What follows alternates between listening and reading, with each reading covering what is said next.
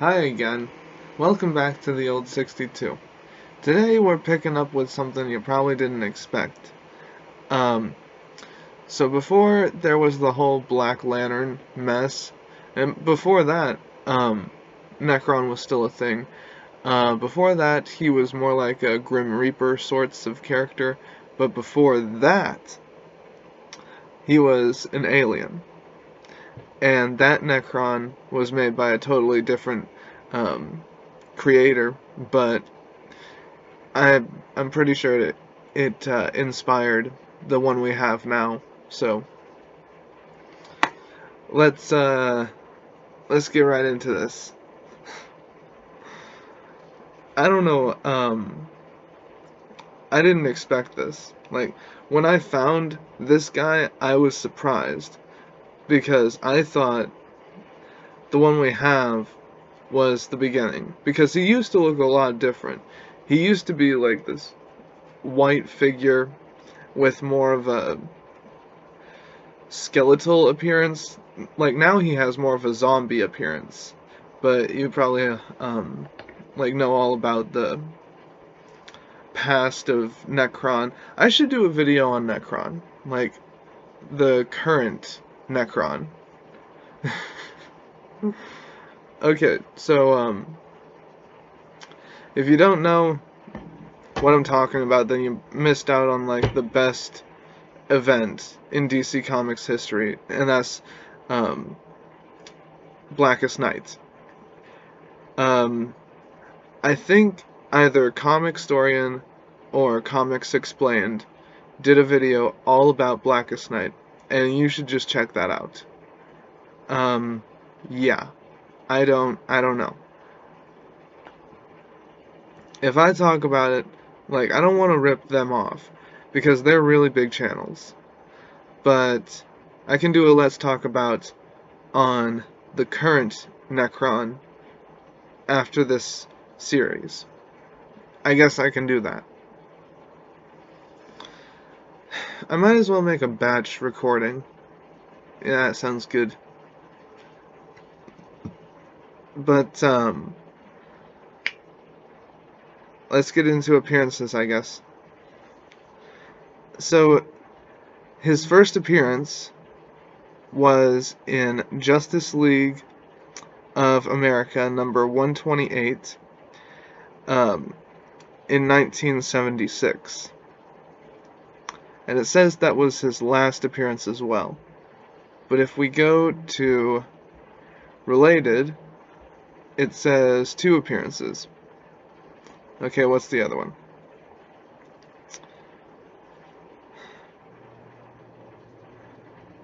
Number 129. So he showed up in Justice League of America 128, and then again in 129.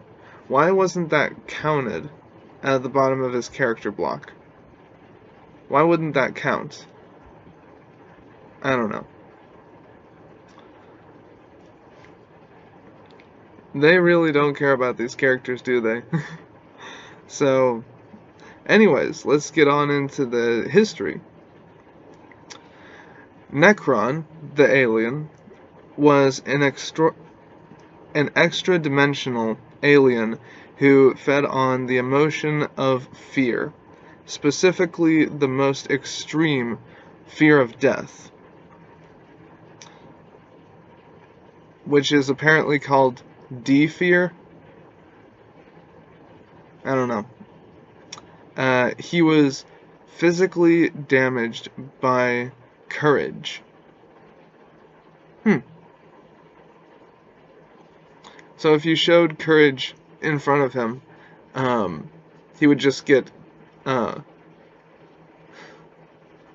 it's like damage. That's like video game logic. That's like a really fantasy-style video game logic. That's, I don't know. I'm rambling.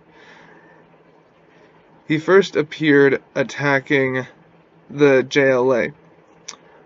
On individual cases, the JLA members experience visions of their own imminent deaths.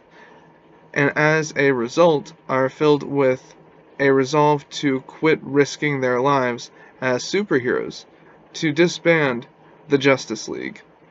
Simultaneously, Green Lantern is overcome by Nekron, an alien who feeds on others' fears, and the creator of the other heroes' death visions. Green Lantern is the only JLA member immune to Nekron's power, since a Green Lantern must be born without fear. Thus, the alien must defeat GL physically, if he's to defeat him at all. Wonder Woman rejoins the ranks only to find herself the only member unaffected by Nekron's death visions. Despite her rallying efforts, Nekron defeats the heroes, and then threatens to wipe out Midway City with a solar flare, unless Hawkman shows up to stop him. Still under the spell of fear, Hawkman has Hawkgirl leave the city, apparently abandoning his adopted home to its doom. Hawkman and Wonder Woman work to evacuate Midway City before Nekron's solar prominence can destroy it, but Red Tornado, disguised as Hawkman, stops the deadly flare, sacrificing his own existence to do so. The other members, their natural courage revitalized by his actions, engage Nekron in battle again, while Flash locates Green Lantern. The powers of Wonder Woman's lasso and Green Lantern's power ring, wielded by Flash, combine to overcome the enemy's robotic creation, while Atom and Aquaman use the Sea King's telepathic powers to cause Superman to radiate powerful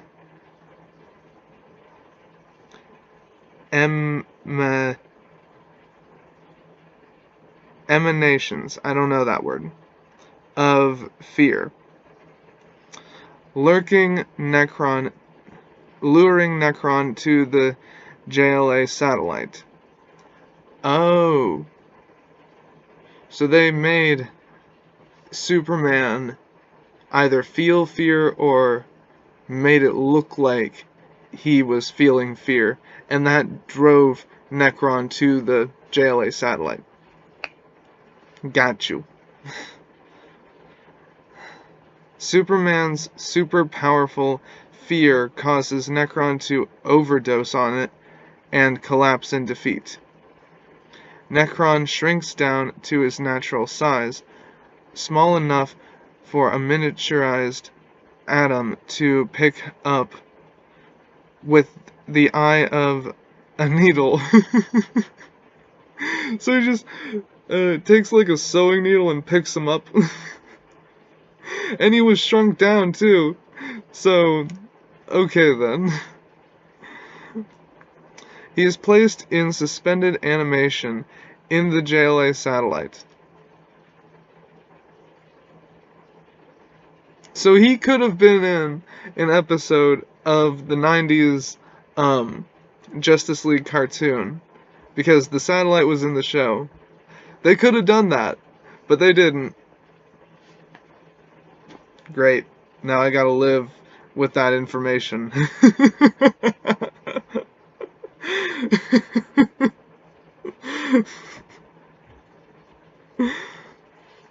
But yeah, that's pretty much it. So,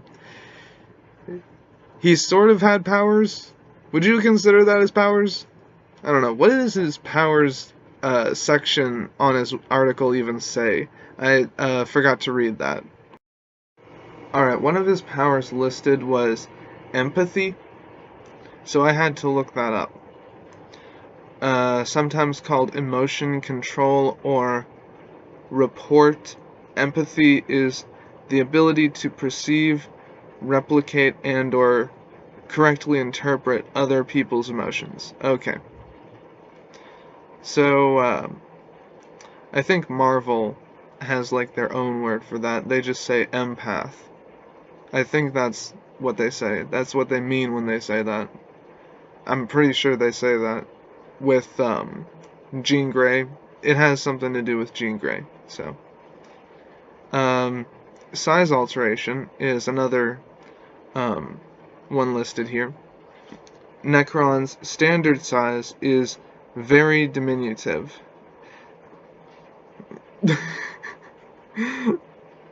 He must absorb fear from sentient beings to reach human size or bigger. So, he's like a Power Rangers villain. Nekron was shown to be able to drive and control a solar flare until to the Earth, but it is unknown if he can really do it by his own power or external ways. And the last point is Nekron was shown to be able to remotely control his starship, but it is unknown if he can really do it with his own power or if the starship itself can keep a telepathic link with him. Weakness. If Nekron absorbs more fear than his body can still, it will overload him and he will lose all accumulated fear, returning to his original size. And courage. I mean, that should have been listed here as well. So, yeah. Paraphernalia. He has fear gas. Why didn't it say anything about that? And he has a giant robot. It didn't say that in the history. And a starship. And a belt. Like a utility belt. It didn't say any of that in the history. Here it is. Under notes. Below the note where it says he was in the previous multiverse and his existence is erased now because of the crisis event. Below that note, it says, not to be confused with Nekron the Demon. Okay. So, the Nekron that we have right now is a completely different character. It's a demon. It is the guardian of basically the afterlife. And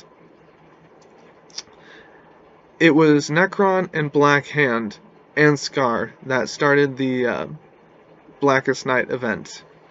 One of the coolest events in DC history. And I wish it wasn't just an event that got lost to time. I wish it was more,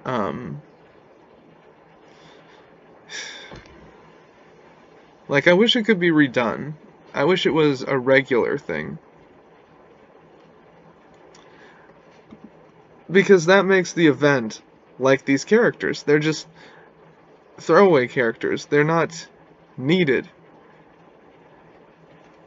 If the Black Lanterns were made, like, necessary for some reason, then I think that would have been a little bit more interesting. If they had stuck around and still stuck around. If the concept did. Like, I know Black Hand is still around, but he's more docile.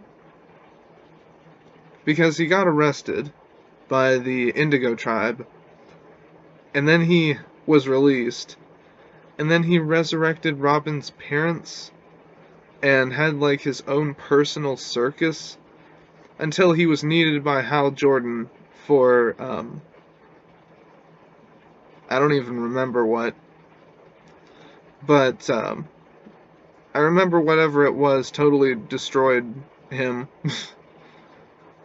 Which is weird, because he could have just brought back more bodies. I don't know. But, yeah, I like this guy.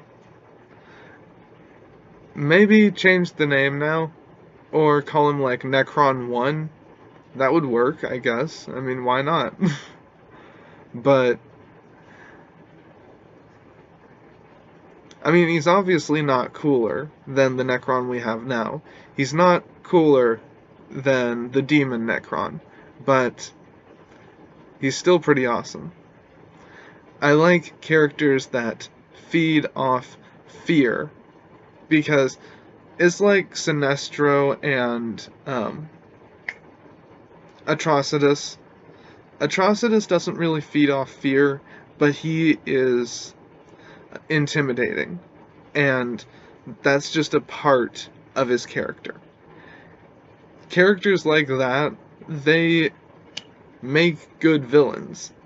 If you can pin that, if you can do it correctly, to where your audience knows, like, this is gonna be epic. Whatever fight scene is about to happen, this is actually gonna be awesome.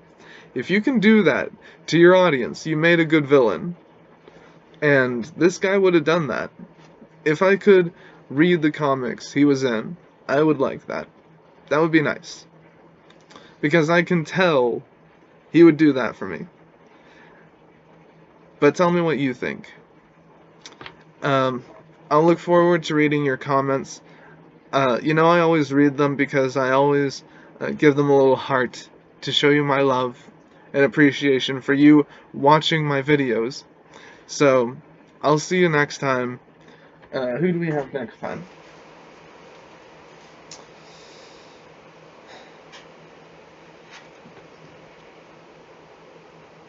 This one might get me in trouble. Not because of my rules that I set for this series.